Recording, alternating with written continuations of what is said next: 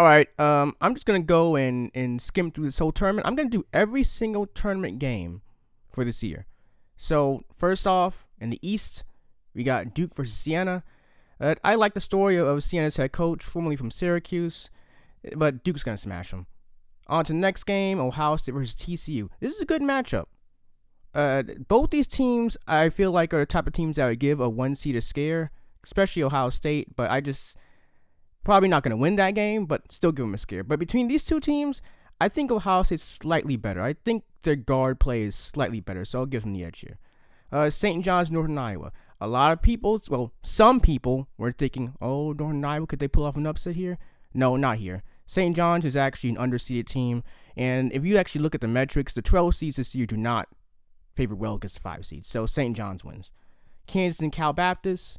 Kansas wins this one. Cal Baptist, maybe they can give them a scare, but Kansas just has too much talent. Louisville and South Florida. Okay, so heading into today, I thought Louisville would get the edge, but only if Mikael Brown Jr. is healthy. And then just found out Mikael Brown Jr. is hurt, and he's not playing tomorrow. So because of that, I'm picking South Florida. Michigan State, North Dakota State. Again, North Dakota State's a good team, but Michigan State's just too much. And their defense is going to be too much. So, yeah, MSU through. UCLA and UCF. It's kind of weird because a month ago, the roles would be reversed. UCF would be the 7th seed, and they'd be the team with a lot of momentum, just beating BYU. And UCLA would be the 10th seed, kind of free-falling. But now, UCLA is the team on fire, and UCF is the team that's free-falling. So, yeah, I think UCLA wins here. And I wouldn't be surprised if it's not close. UConn and Furman, UConn wins easily. Even though it's the weakest UConn team in a while, they still win. Florida, Prairie View A&M, and Lehigh, doesn't matter who comes out of that, Florida still smashes them. Clemson, Iowa, both these teams play the same. They play pretty similar. They're both low offense, very slow teams, slow pace, super good defenses, but I feel like Iowa's slightly better. Vanderbilt and McNeese, again, McNeese would be a good 12 seed in general, but Vanderbilt is kind of underseeded, and they're kind of a scary team. This is a bad matchup. Vanderbilt wins. All right, Nebraska and Troy. I actually think Troy's a weird matchup. Troy's actually kept it close and even pulled off an upset early in the year in their non-conference play against teams, but I feel like Nebraska is a little too much here, and I think they pull off their first ever tournament win. VCU, North Carolina. This is kind of interesting because even though VCU is the 11th seed, North Carolina is the 6th seed, VCU to me is a clear favorite here. No Caleb Wilson either for North Carolina, and they have not looked good at all towards the end of the year. VCU's been on fire. VCU wins. Wouldn't be surprised if it's comfortably. Now, Illinois and Penn. Penn actually has TJ Power. He was a monster in that Ivy League championship game. But in normal years, but this Illinois team's just too good. They actually fit the metrics really well this year, so I feel like Illinois is going to win. St. Mary's A&M. This is a polar opposites of teams. St. Mary's plays a slow as heck pace, defense first. A&M is fast paced, no defense. But I feel like St. Mary's is a better team right now. They're playing better than A&M, so I feel like they'll take advantage of this and they'll slow the game down and win the game. Houston, Idaho, Houston smashes. No competition. Arizona versus Long Island. Okay, Long Island City, here we come. Shout out to Geese. Getting Killed, love that album. Speaking of getting killed, Long Island's getting killed by Arizona in this game. Utah State, Villanova. Actually, you know what? Villanova's they don't really do well in the metrics this year. And Utah State is very underseeded. I feel like Utah State wins that one, and they probably win comfortably. Wisconsin, High Point. A lot of people are picking High Point. I don't see it. Again, the 12s don't match up well this year, and Wisconsin's actually got their best guard play I've seen in years. So Wisconsin wins. Arkansas, Hawaii. You know, Hawaii is a really good team, but again, they got unfortunately matched up with Arkansas. Arkansas wins this one. BYU and Texas. Texas will give BYU a close game, but AJ DeBonce will build too much for them. BYU advances. Gonzaga, Kennesaw State. Gonzaga wins very comfortably. Miami, Missouri. This is a weird game. I think Miami wins. I don't know. I feel like they have enough firepower to pull off that W. Purdue, Queens. Purdue wins in Purdue fashion. Probably a game that's kind of close at halftime, then they win by like 20. Michigan, Howard. Howard, love HBCUs. I vote for Kamala. Michigan wins by 50. Georgia, St. Louis. I don't know about this one. Both these teams play at a fast pace. Both of them shoot three well. Is this one's going to I don't know. Georgia's been playing a lot better towards the end of the year, while St. Louis has been playing a lot worse towards the end of the year. But I don't know why I'm picking St. Louis to win this one. We'll go down to the wire, though. Texas Tech, Akron. This one's interesting. It all depends on how healthy Christian Anderson is. If he's not healthy, then I can see Akron pulling off the upset, but I feel like Texas Tech has just enough firepower to edge him out. Bama and Hofstra. Again, Bama's without their second best player, and Hofstra, again, is a team that, like Akron, fast-paced, really good guard play, but I feel like Bama has enough firepower to get the edge. Tennessee versus either Miami, Ohio, or SMU, I don't think it matters either way. I like Miami, Ohio's story, and SMU, it's pretty cool that they're in the tournament, but neither team's looking that well right now, and Tennessee's a bad matchup for both. Virginia and Wright State, Virginia wins pretty comfortably. Kentucky and Santa Clara, I actually think Santa Clara wins this one. Kentucky doesn't have the tools that would need to beat Santa Clara. Santa Clara they can give up a lot of runs, but Kentucky's not a team that really does that. So I think Santa Clara wins that one. Iowa State and Tennessee State, like the story of Tennessee State, again, like HBCUs, but Iowa State's going to be too much. So Iowa State gets the win here. All right, time for round 32. Ready. Duke versus Ohio State. Again, like I just said earlier today, Ohio State's going to give them a scare, but Duke will win at the end. St. John's and Kansas. This is an interesting matchup, man. St. John's defense is really good, obviously, but so is Kansas. Both their weaknesses are their offenses. I don't really know who wins this game. I don't know why. I'm going to give the edge to St. John's. I don't know why. That's a toss-up to me. South Florida, Michigan State wins. I think South Florida can give them a scare, but I think at the end, Michigan State has a little too much. UCLA and UConn, this to me is a toss-up too. Like I said, this is the weakest UConn team to me. This might be even a weaker UConn team than last year, even though they're a 2 seed this year. But UCLA, I don't know if they have enough overall to beat UConn. I think it's a toss-up, but I think I'll give the edge to UConn. Florida versus Iowa. I think this is a game where their lack of pace kind of hurts them. I think Florida's a little too big for them. Florida wins this one. Vanderbilt and Nebraska, another toss-up. I'm kind of just doing a coin flip here and giving it to Nebraska, but if it's Vanderbilt, I wouldn't be surprised either way. VCU and Illinois.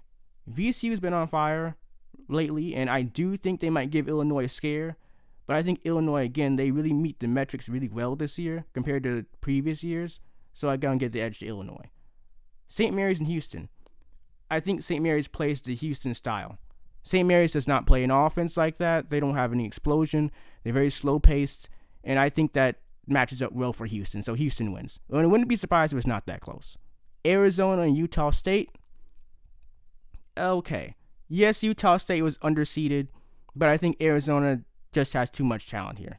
Arizona wins, probably comfortably. Wisconsin versus Arkansas. This one's a tough one. Another coin toss. Both these teams have great guard play. Both these teams play through the guards. They shoot a lot of threes. It's going to be a very tricky up and down game, but I'm going to give the edge to Arkansas.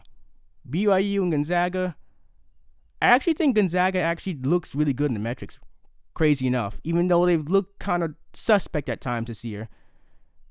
I think the Michigan loss makes them look worse than they actually are, so I'm going to give the win to Gonzaga here. Miami and Purdue. Purdue wins this one, even though I think it'll be a close first half, but again, Purdue breaks away in the second half. Michigan and St. Louis. This could actually end up being Michigan's closest game in this region. St. Louis has a 7-footer or near 7-footer who can shoot threes, stretch it out. They shoot a lot of threes. The only thing that hurts them is that their entire offense is either in the paint or shooting threes. They have no mid-game at all, so I feel like Michigan will take advantage of that defensively and get the win here. Texas Tech and Alabama, this one's a toss-up, honestly. I don't know. I guess it depends on how healthy Christian Anderson is, and I don't think he's healthy enough, so I'm going to go with Alabama. Tennessee and Virginia, again, another toss-up. But I think Virginia has the edge here. I don't know why. I'll give them the edge here. Santa Clara and Iowa State. Santa Clara has the talent. They have the talent on the roster. But the thing is, they give up a lot of runs, and Iowa State can go on big runs. And if they're hot from three, this could get kind of ugly. I have Iowa State winning this game. All right, Duke and St. John's. Duke wins this game. St. John's has a great defense, but I don't know if they have the three-point shooting. The one weakness Duke can be exposed for is they leave open a lot of threes, and I don't think St. John's has the 3-point shooting ability to expose that. So Duke wins here. Michigan State and UConn. Michigan State wins. Yeah. Again, like UConn to me can barely get by UCLA. Even though UCLA beat Michigan State in the Big Ten tournament, I think overall, I think Michigan State's a better team. So I'm going with Michigan State. They have better guard play too to me. Florida versus Nebraska. Florida's just too big. I feel like Nebraska would give them a scare. Absolutely, but I feel like Florida's just too big. They'll take advantage of that, and overall, that'll be the edge they get, the advantage they have in that game. Illinois versus Houston. This is probably the toughest matchup to pick in this entire tournament. These are two teams to me that are very equal. If Houston had the 3-point shooting they had last year, I think they win this game. But I feel like if you look at the metrics, and then I know what I'm saying a lot, but Illinois actually fits the metrics better than Houston to me. Like I was looking at a thing with the trapezoid of excellence, whatever. Like Houston doesn't really fit that. Illinois is actually in there. And I think last year all the Final Four teams were in that trapezoid. I think they'll be the same case this year. So I'm giving Illinois the edge. Arizona versus Arkansas. Arkansas's guard play is really good, but I feel like Arizona's good. They'll just have a little too much for them. Darius Cuff is a beast, but I feel like overall, as a whole roster, Arizona has the advantage here. So I'm going Arizona. Gonzaga, Purdue. Again, the metrics actually favor Gonzaga here. Like, if you look at all of them overall, Gonzaga actually, to me, is at least an Elite 8 team. I know they look kind of weird at times this year, but I'm giving Gonzaga the win. Michigan, Alabama. This is a bad matchup for Alabama. It could potentially be one. Bama shoots a lot of threes, but their actual 3-point shooting percentage is about the same as Michigan's, not that much different. And Michigan loves playing against teams that go at a fast pace, and Bama does that. And again, I don't know if their second best player will be back by then. If he's not, then this could get ugly, honestly. And Michigan's way too big for Bama. Like, they'll rebound the heck out of them. So even if he was playing there, it wouldn't be that close. Iowa State and Virginia. This one's a toss-up, but I'll go with the team that has the better overall talent, and to me, that's Iowa State, so Iowa State wins. So now we're in the Elite 8, and we got Duke and Michigan State, and I feel like these two teams have played each other a million times already this decade, but I feel like Duke gets to win here. These are two teams, like, they had a close game early in the year, and I feel like Michigan State just doesn't have the 3-point shooting that, again, you need a 3-point shooting that to expose that with Duke. And I don't think Michigan State has it. So I think another low-scoring game that'll go down to the wire, but Duke gets to win again. Florida, Illinois. I don't know. I'm picking Illinois here. Florida's weakness is that their guards are not good and that they don't shoot three well, and Illinois shoots three really well. And if there's a 1 seed that won't make it to the Final Four, it's pretty easily going to be Florida. And I think Illinois will expose that, and I think Illinois gets to win. Arizona and Gonzaga. Again, this one's a tough one, but I feel like Gonzaga has the bigs in the front court to hang with Arizona. But I feel like Arizona gets the advantage in guard play here. Arizona wins. Michigan, Iowa State. Iowa State can take advantage of Michigan turning the ball over a bit. And if there's a weakness for Michigan, it is the turnover problems. But they're kind of weird with it because there are games where they won't turn the ball over at all, and then there's games that they'll cough it up like crazy. It depends on that. If it's a game where they don't turn the ball over like that, then I feel like Michigan wins pretty comfortably, actually. But if it's a game where they turn over a lot, this goes down to the wire. But I feel like Michigan has better overall talent than Iowa State, roster-wise, especially NBA talent. I feel like Michigan gets to win here. All right, now to the Final Four. We got Duke versus Illinois and Arizona versus Michigan. With Duke versus Illinois, I could pick Illinois here because Illinois does actually fit that mold of a team that can shoot the three really well, and Duke leaves open a lot of threes. And Duke's without at least one of their starters.